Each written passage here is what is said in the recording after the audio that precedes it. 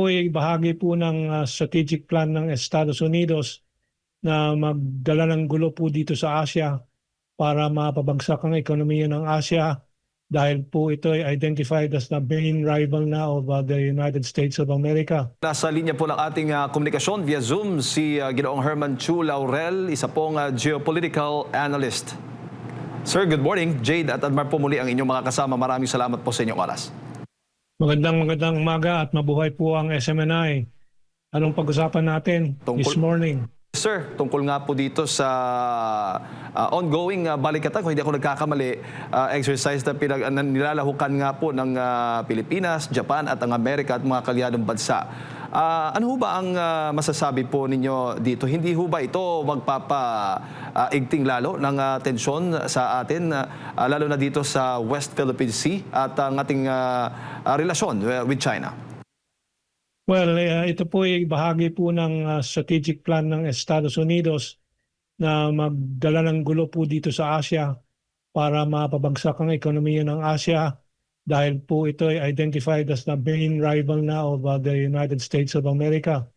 Of course, sa loob ng Asia ay ang China na dati ay strategy and containment of China, pero mukhang sinisimulan na po ang paghahanda ng Estados Unidos sa pangatlong pandaigdigang gera, makaraan po ng kanilang mga adjustments na ginagawa.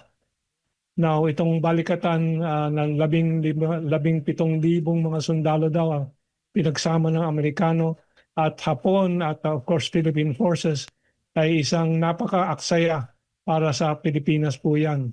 Tayo gumagastos din po diyan sa panahon na gipit ang bayan. At anong objective po nito? Wala naman pong threat sa Pilipinas. Yang gawa-gawa po nilang threat daw ng China threat yan sa West Philippine Sea. Yan po ay napakaliit na bagay na wala naman pong talagang saysay sa ating economic life na siyang talagang hamon po ng bayan ngayon. Yung economic survival po ng bayan dahil po yung impact po, negative impact ng Iran war ay magpapatuloy at lalala po sa mga darating na buwan. Doble, triple po yan. At inaasahan, we're just evaluating it just this morning, na itutuloy na Amerika ang malawakang gera, pati land assault sa Iran. So things are still going to look very bad economically for the Philippines. Pero tayo natutulak at napipilitang gumastos po diyan. Sabay diyan ay yung reklamo na po ng mga fishermen, mga fisher folks po dyan sa area ng ginagawa yung mga balikatang military drills. Sila ay naisasantabi at walang hanap buhay habang yan po ay dinadaos po ng Amerikano, Hapon at Pilipinas. At isang masaklap po dito, isang malungkot po dito ay kinakalimutan po ng ating mga national defense leaders na ang Hapon po ay may rising neo-militarism po. Hindi po inosente po yung development na yan. Ito po ay kasama po sa doktrina ng Amerika, yung Nixon Doctrine, na kung hindi nila kaya sa pansamantala ang paggawa ng gera dito, ay let Asians fight Asians. Yan po ang nangyari noong 1960s and 70s po. Lalo na noong 70s nung naging presidente si Nixon sa Estados Unidos. So this is an exercise in futility, useless exercise, an expensive exercise for Filipinos. At ito ay salungat doon sa mga rekomendasyon ng Department of Foreign Affairs at yung bayaning 11 ex-Philippine ambassadors na nagpayo na balansehin na ang foreign policy ng Pilipinas, balik sa independent foreign policy at dahan-dahang dumistansya na po sa Estados Unidos dahil yan po ay zero-sum game, walang panalo po diyan at hindi lang walang panalo, talo ang Pilipinas po diyan sa tinutulak na paghahanda daw ng Amerikano at ng Pilipinas at ng Hapon daw sa depensa. Depensa laban kanino? Ang China po ay tumutulong sa daloy ng langis at LPG para sa bansa, napakaraming infrastructure projects. Pero kaya nga po ang pakiramdam ng China po ngayon, nilabas po sa China Daily ang opinion nila. na tinatraidor sila ng Pilipinas samantalang sila'y tumutulong dito sa panahon ng krisis sa daloy ng petrolyo at LPG para sa Pilipinas. I think 90% of our LPG comes from China, for example. No? Pero sasabayan naman ng ating military nitong saksak sa likod na pinakamalaking military drill laban daw sa kalaban ng Pilipinas na wala namang kalaban ng Pilipinas kundi ang Amerikano na ngayon nagsasakop ng at least 20 sites at isang napakalaking tinatarget nilang kunin na national territory ang New Clark City na maging project or Pax Silica project, no, na aking tinatawag ngayon ay Pax Cynical projects. But anyway, baka may mga tanong kayo dito sa aking mga nasabi. Opo, bago ko pupuntahan yan, so ibig sabihin kahit may nangyayaring US-Iran conflict ay nagkakaroon pa rin, hindi po naapektuhan ng ang presensya ng Amerika sa Asia, particular na po dito sa Pilipinas. Medyo mahina ang earphone ko, no? But I think you were asking about yung diversion ng Amerika dahil sa Iran war. Is that correct? Hindi po ba naapektuhan yung presensya ng Amerika dito sa Pilipinas kahit may gulo sa Middle East? Sigurado po dahil sa Iran war na yan, kanilang wini-withdraw na nga at nililipat po sa West Asia or Middle East yung mga THAAD defensive missiles ng South Korea. So hindi po maiwasan ng Amerika yan at niloloko ang taong bayang Pilipino itong mga military top brass po natin pag sinasabi nilang hindi madadivert ang Amerikano mula sa pagdidepensa po ng kanilang allies dito. Kung yung mga allies nila sa West Asia, sa around the Iran, in the Gulf States, hindi nga nila dinidepensahan, Israel lang ang dinidepensahan nila, Pilipinas pa. But that is why they have the Asians Fight Asians doctrine revival, at yung tinutulak nila ang bansang Hapon na mag-militarize, tinutulungan nila ang mga militarist, neo-militarist sa Hapon, bansang Hapon na mag-control ng politika po doon at dahan-dahang ma-revise po ang peace constitution na pinagbabawalan ng any kind of offensive capability para sa Japan Defense Forces. Alam po ninyo, may faction sa Japan na hanggang ngayon po ay hindi po humihingi ng tawad at hindi naniniwala na mali sila sa Second World War. Yan po ang neo-militarist factions. No? At yan po ay on the rise and hindi po na-alarma pa pang Pilipinas pero dapat ma-alarma po tayong lahat. No? Dahil po ito ay pag-uudyok ng Amerikano din para sa paghahanda nga dito sa aking pinapaliwanag ngayon na let Asians fight Asians habang okupado po ang Amerika sa Middle East or West Asia ngayon at sa iba sa Ukraine and so on. So meron din pong assignment sila sa iba't ibang mga vassal states or mga aliping mga bansa po nila. Ang Europa laban sa Russia through Ukraine, ang Gulf states at ang Amerika mismo ngayon ay nakafocus with Israel sa West Asia. Pero nais nilang ilipat naman mula dito sa Asia, sa Japan at sa Pilipinas. Medyo nag-aalanganin ng South Korea, Japan, Pilipinas at Australia ang pagkumpronta sa China at gumawa ng gulo po dito sa rehiyon po natin. So, niloloko po tayo ng mga nagsasabi na hindi po madadivert ang mga resources, atensyon ng Amerika mula sa Asia and we will be left defenseless. And nasabi na po ni Presidente Trump, dapat pabayaan ng mga Asian countries na sa sarili nila at itaas nila ang sariling mga budget nila. Ang Japan po, tinutulak ng Amerika na from 1% limit dati, i-doble po yan to 2% of the GDP ng ang kanilang national budget. At itong 2026 budget na defense budget ng Japan ay around 9.6% higher than the last budget. At pinag-uusapan na po yung sa Japanese cabinet ni Sanae Takaichi ang posibilidad na mag-nuclear power po, nuclear weapons po ang Japan. Hindi po natin nilalahat po ng mga Hapon ay kalaban po, ano, dahil po maraming nagpoprotesta. Ang huli po ay mga 2 weeks ago, early April, 30,000 mga Hapon po ang nagprotesta laban po dito sa revision ng kanilang peace constitution laban sa militarization ng Japan. Dahil po ang Japan itong nakaraang mga 75 taong nakaraan mapayapa po dahil nga sa peace constitution nila walang kaaway, walang kalaban. Yung sinasabing banta galing sa North Korea ay hindi totoo yun.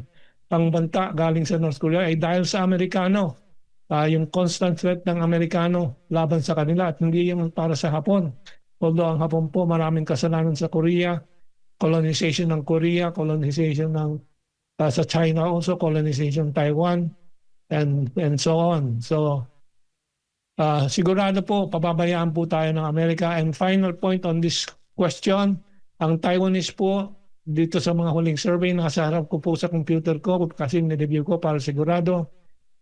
Ang Taiwanese po, ang majority po ay hindi naniniwala na tutulong ang Amerika sa kanila with troops kung sakaling magkaroon ng labanan ang mainland China at ang Taiwan, no? Which of course will not happen because China has all the time to absorb Taiwan in the next 25 years before the mid-century. And nakikita natin na yung Taiwanese politics ay nagbabago na rin at lumalakas po yung mga oposisyon sa separatism at yung top opposition party, Kuomintang, yung leader po nila si Li Qianghu, if I remember the name correctly, has just visited China at nagkaroon ng kamayan with President Xi Jinping at may anunsyo na talagang hindi magkakagera between Taiwan and China. But final point po, wag po tayo magpaloko na tayo ay didepensahan po ng Amerika. Well, I need to explain this last point pa lang. Kaya po pinapadami po ng Estados Unidos ang mga base militar nila sa labas ng siyam na aprobado po ng EDCA. Ito ay nabibilang na sa mga 21 ngayon at dadagdagan pa ng Pax Silica project na 2,000 hectares na may extra territoriality and diplomatic immunity ang American personnel doon. No? Ito po ay kasama sa ACE strategy ng Amerika, Agile Combat Employment Strategy, na ikakalat nila ang mga base militar at hindi po yung mga malalaki na para ang targeting ng kalaban nila ay mas kalat at wala pong masesentrong operational center ng Amerikano. Ikakalat doon nila. Ang kawawa po yung mga nalalagyan ng base militar nila. Tulad sa atin mula sa Batanes hanggang Davao ngayon. Kalat na po ang mga base militar ng Amerika, radar sites and observation sites and so on, mga ports, mga pier and so on, na dual use, pwede for civilian and for military, which is the real purpose of the United States of America. Opo. Pero naibalita, aware ho ba ang taong bayan hinggil nga po dito sa mga inihayag po ninyo, Kamentong, patungkol nga dito sa mga base militar? Aware ba ang tanong mo, di ba? Hindi nga. At kaya po ako ay nagpapasalamat sa pagkakataong maiulat ito through your very, very popular network and programs. No? At kailangan po malaman ng mga tao. In fact, nagsimula na po kami noong Abril 17, naglunsad po kami ng kampanyang tawag namin Stop Japan Militarization. Bakit Abril 17 namin nilunsad po yung kilusan? Kasama po ang tatlong grupo nila Eric Chelis at nila RJ Abellana at dumadami pa po ang sumasama at kami magdadaos ng mga rally, motorcade and so on sa mga darating na panahon. Bakit Abril 17? Yun po ang last day ng Bataan Death March kung saan libo-libong mga Pilipino ay malupit na pinatay po ng mga Hapon sa gutom, sa init ng araw, sa pagpupugot ng ulo. Nakakalimutan na po ng masang Pilipino, ng taong bayang Pilipino, yung mga kalupitan po ng Hapon At yan po ay laging nandyan sa likod ng anino ng Hapon. Kaya po mga Hapon mismo ang mga nagpoprotesta dahil po may mga militarist talaga po sa power structure ng Hapon na nandidiyan pa po at inalagaan po ng mga Amerikano na hanggang ngayon hindi pa po nag-apologize. So humihingi ng paumanhin ating imbis na humingi ng paumanhin sa mundo at sa Asia at sa Pilipinas halimbawa, yung kanilang Prime Minister po ay tumutungo po at nagbibigay puri doon sa mga war criminals na convicted po doon sa Yasukuni Shrine ng Japan. So, huling punto dito, paalala po kung gaano ka baliw ang right wing. Hindi po ang Japanese people, my own son is working there teaching English, no? But it is the militarist faction. At meron pong isang sundalo ng Japanese Self-Defense Force ang pinilit na pasukan ng Chinese Embassy in Tokyo, dala-dalang isang sandata, isang kutsilyo at nagdidemand na kausapin ng Chinese Ambassador.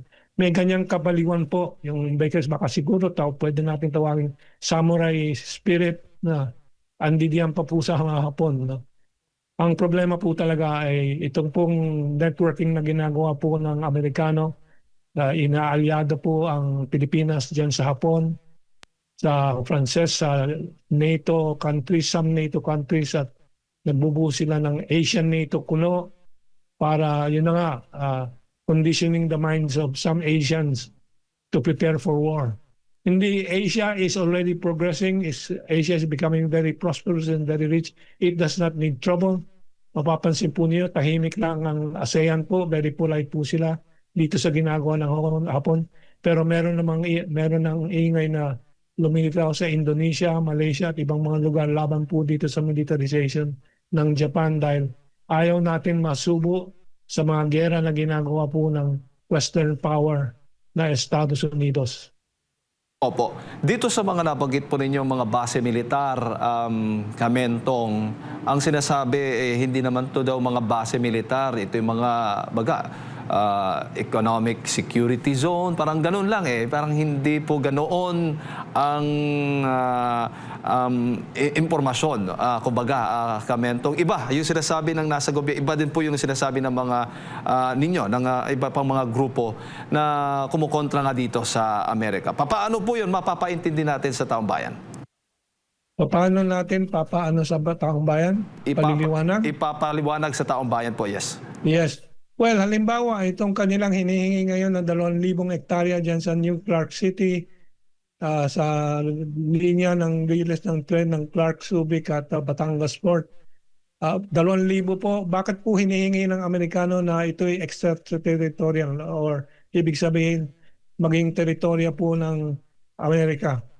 Kung saan ang jurisdiction ng batas ng Pilipinas ay hindi applicable kundi American law ang a-apply po dyan. No? At ang lahat ng mga personnel nila ay may diplomatic immunity. Anong pakay po nila dyan? Bakit na ganyang klaseng seguridad na pati ang batas ng Pilipinas ay bawal po dyan? Sa kanilang hinihingi na yan. Kaya alam natin sa karanasan natin ng ilang dekada, mga rape, murder na nangyari sa US military bases noon na walang kaparusahan ng mga American personnel. Anong operation daw nila diyan sa Project Pax Silica? Nasabi nila para sa AI daw, artificial intelligence, development ng chips, microchips, and so on. Anong tinatago nila na kailangan ganyan ka-sikreto po ang kanilang operation sa loob po niyan? Kaya po yung papaniwala ng marami, including analysts po na ating maasahan sila Steinbock, an international expert, ay dual use po yan. May military use po yan. At yung tulad ng mga base militar po na nasa loob ng Philippine military bases, yung siyam na opisyal na pinagkasundoan ayon sa EDCA pero actually unconstitutional, yung siyam na yan, hindi pwede basta pumasok ang Philippine personnel sa loob ng US military bases, sa loob ng Philippine bases. Ilagay lang po nila sa loob ng Philippine bases para masabi na hindi US military base yung pero walang katotohanan yun. So anong tinatago nila dyan sa mga base militar na yan? we don't know. We cannot monitor. We're not allowed to monitor. So kasinungalingan po yung kanyang ating narinig kay Trinidad, no? Rear Admiral Trinidad, the Philippines is in control of all these bases, these American bases. Opo. Huli na lang, Kamentong, sa tingin mo, dapat bang balansehin ng gobyerno itong alignment natin with the US? Dahil nga, sabi mo nga, kung magiging katulad tayo doon sa Middle East, kung saan yung mga kaalyado nga ng Amerika ay pinabobomba o inaatake ng Iran, ganun ho ba din ganun din yung mangyayari sa atin? Yun po nakikita po ninyo. So, dapat bang hindi tayo maging mas lalong malapit yung alignment natin sa US at dapat balansehin ng gobyerno ang tinatawag na nating independent foreign policy? Yes, in fact, yan ang talino po ng ating constitution, kahit na marami pong mga flaws po dyan ay naipasa po yung independent foreign policy. Yan po ay talino or wisdom na hindi lang po naman nasa atin. Pati ang American founding fathers, sila Washington, sila Thomas Jefferson ay inayawan ng international involvement. Pero yung mga dumating na mga susunod na mga liderato ng Amerika ang siyang naging imperialista. Tayo po dito sa ASEAN, tayo talaga ang hawak po sa leeg ng Amerikano. Yung iba nagbabalanse-balanse, friend to all, enemy to none, which is the policy that we heard during the time of Rodrigo Duterte. No? Kaibigan natin ang lahat, pero walang kalaban. Pero dito sa ginagawa po ng kasalukuyang administrasyon, binalik po tayo sa pagkakaalyado o sa tingin ng iba tulad ko, pagpapaalipin sa Amerika. Ito po ay masama po sa atin. At nabanggit mo na nga yung Gulf States, ngayon nagsisisihan. At maraming humihiwalay po sa Amerika tulad ng Oman at Qatar. Humihiwalay na po dahan-dahan sa Amerika. Ang Saudi Arabia natataranta pa kung paano sila gagalaw po, pero gusto na rin pong lumayo. At kaya nga po yung Saudi Arabia po ay lumalapit po sa China para mabalanse po lahat nitong mga relasyon. Lumalapit sa Russia. Equal distance lang po ang hinihingi ng ating independent policy. At siyempre bawal ang base militar ng ibang bansa sa sariling bansa po natin. So marami pong diplomats po natin. Nabanggit ko yung 11 retired Filipino diplomats tulad ni Raul Rabe, Victoria Bataclan, mga very senior, very wise. They know the geopolitics of the world. Alam po nila ang takbo ng mundo. Hindi po tulad ng ilang military na leaders natin na nahubog ang utak sa Fort Benning at ibang mga American training po. So these wise 11 ex-ambassadors nagkusa po, retirado na po sila, wala na po silang mga obligasyon, pero naglabas po sila ng white paper na ini-insist nila kailangan magbago na ang direksyon ng foreign policy ng Pilipinas, mabalik po sa pagbabalanse po ng relasyon sa lahat ng mga bansa sa mundo, lalo-lalo ng mga superpowers at yung independensya ng ating relasyon sa lahat ng mga bansa sa mundo. I hope people will hear the words, the wisdom of the 11 retired Filipino ambassadors recommending this. No? Pero huli na lang, umaasa ba kayo na mangyayari pa itong independent foreign policy sa ilalim ng administrasyon na ito ngayon? Well, nakikita ko po ang DFA nagkukusa po at nagmamalasakit po na itulak po yan. Pero nakikita ko rin na kinukontra po ng ating Armed Forces of the Philippines and Security Establishment leadership po. So may contradiction talaga ngayon, parang Dr. Jekyll and Mr. Hyde. Yung dalawang karakter, isang malagim na personalidad, isang maayos na at gentlemanly na personalidad. So kaya po ako inuulit-ulit ko yung white paper ng ating 11 retired diplomats ng Pilipinas. Kasi these are words of wisdom and they are doing it not for any monetary consideration dahil retirado na sila, maganda na ang pension nila, wala na silang obligasyon. Pero nagmalasakit po sila na lumabas at matawag pa ng iba. Kasi meron tayong narinig ng mga boses sa military na sinasabi, may mga espiya sa loob ng Department of Foreign Affairs. Kaya po ganyan sinasabi mo nila. May mga espiya daw doon. May mga traitor daw doon. Ang laging narinig natin tulad ng mga Tariela at mga yan. No? But they were very courageous in coming out and I think the Filipino nation should hear them. Limitado po talaga yung pag-ulat po dito sa balitang ito ng mainstream media. Kaya po again, pasasalamat natin sa SMNI at nabubuksan po itong mga importanteng impormasyon na ito. Alright. Kamento, maraming salamat po sa inyo po oras at sa pagbibigay po nyo ng impormasyon ngayong umaga. Magandang umaga po sa inyo. Thank you very much. Have a good day. Yan po mga kababayan, si Ginoong Herman Chu Laurel, isa pong geopolitical analyst at syempre doon po sa mga nabanggit po ni Kamentong. Bukas po tayo, ang himpilan po natin para po sa inyong mga panig.